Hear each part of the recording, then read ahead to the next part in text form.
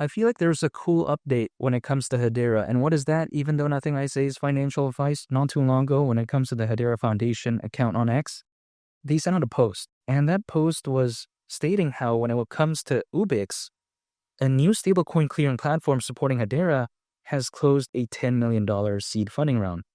This is something that I'm very excited about. And by the way, when it comes to Ubix, it's spelled kind of like Uber, but then it's like minus the YX, if that makes sense. So it's like Uber, but then minus the ER and then plus the YX. But again, besides that point, when I take a look at something like Hedera, I feel like stablecoins really have been somewhat of a focus when it comes to it. It feels like, at least to me.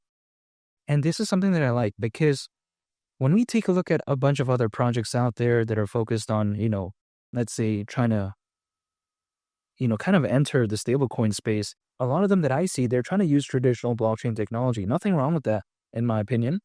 But we take a look at Hedera Hashgraph, which utilizes something called a directed acyclic graph, not traditional blockchain technology.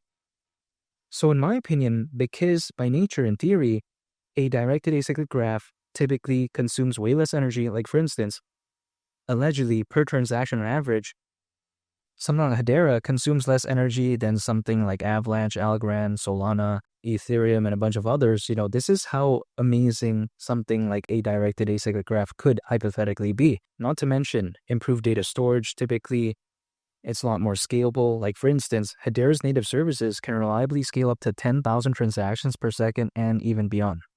So I think this is all just really fantastic. And also it's usually very fast. So I think the gist of a directed acyclic graph is basically that, at least to me, it offers better advantages when compared to traditional blockchain technology. So if let's say, stablecoins could maybe, some people assume, prosper using traditional blockchain technology, which I don't see anything wrong with it, But then when I take a look at something, again, like Hedera, man, I think just because the technology and theory behind it, I feel is a little bit, I would say, better, arguably, I think the ceiling could be higher, you know what I mean, in terms of just the overall fundamentals.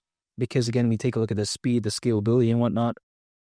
I'm not saying that Hedera is going to gain mass adoption in the next 6 to 10 months, because in theory, that's not how it works usually. Like, mass adoption typically takes years. So I understand that when people like to say, oh man, you like to say that a directed acyclic graph is so amazing and all this type of stuff, but why does blockchain technology have better adoption? Well, first of all, it's more well-known, right? It's been around for a long time, not to mention the fan base, the familiarity is there. So all the factors are already there, you know what I mean? But then when it comes to Hedera Hashgraph, it's kind of like that new thing, right? It's something that maybe a lot of people are not familiar with. Sometimes people don't really want to change something that's already working. And I totally understand that, because some people also argue that, something like Hedera, the advantages that it has, they don't think that it is enough to kind of warrant a change when compared to, let's say, traditional blockchain technology. And I can understand where they're coming from. But the way you take a look at it is this. Even though the retail side of things, like let's say someone like me, for instance, may not necessarily feel the difference, you know what I mean? But then the way you take a look at it is that if, let's say, an enterprise, which is trying to adopt, let's say, something new technology, let's say, in a large scale, they care about these minute details. So again, the enterprise market, I think, cares, but then the retail side of things might not care as much, because it's kind of evident right now. Like for instance, we take a look at a decentralized exchange on Hedera, like Saucer Swap. It's not like it's more popular than some that we see on Avalanche, like for instance, right? So the way I take a look at it is that I get it. Again, in the retail side of things, it might not matter that much, but we have to think about how enterprises, historically speaking, we have to see what they have done, because if we take a look at the history of the internet, right?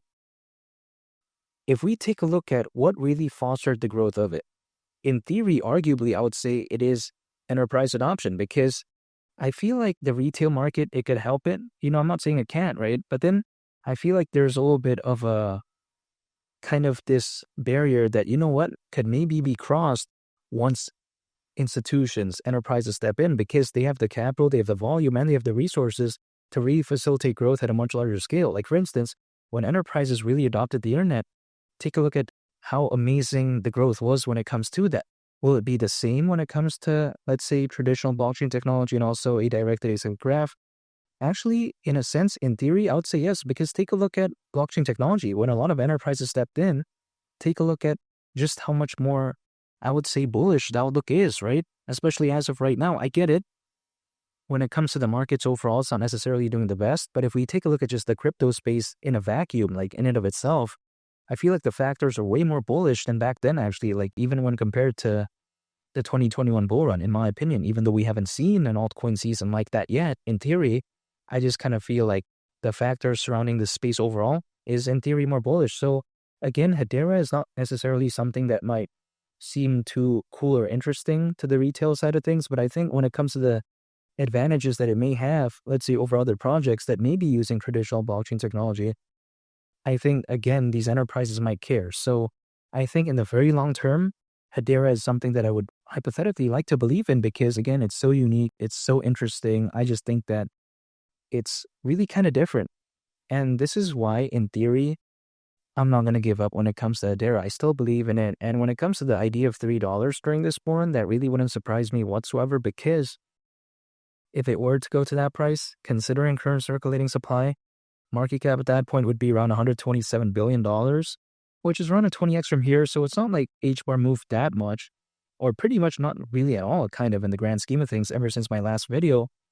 But again, this, if anything, is a time where I really want to focus on the projects that I believe in, because if I'm very bullish when things are already, pumping and all this type of stuff, of course I'll be excited. But then I feel like if I like something and let's say the price is relatively speaking, quote unquote, kind of stagnant or it's a little bit low, I feel like for me, if I actually like the project, that's when I want to be bullish, right? I don't want to be bullish when every single person is bullish, Of course, I'd be excited still, but I'm just saying the key for me is to kind of believe in it when not really many people are. Like, for instance, when I was believing in HBAR back then, it was kind of easy for people to say, oh, you're choosing the wrong thing. Then, of course, it had a pump, then a big pullback. I'm totally aware of that. But in my opinion, I'm not going to give up as of right now because, now with me seeing this dip and seeing what HBAR was able to do not too long ago, I think if anything, I should be also bullish in theory.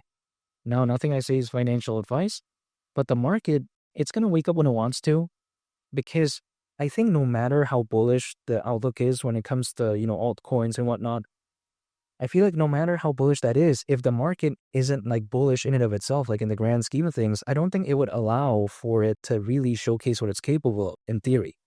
However, I think if the markets do really maybe become good again, which hypothetically I'm assuming that, based off history, that could very well be the case. I think if that is, again, what happens, let's say, I think it could maybe be a good start in theory for a fully fledged type of altcoin season, because I think the foundation is already there, right? Like kind of the pieces are already in place. Now we just need that, bullish sentiment to kind of enter. But I think it's a waiting game. Only time will tell. There's one thing I can control, and that's myself. And that's just by accumulating, holding, and waiting. Literally, that's it.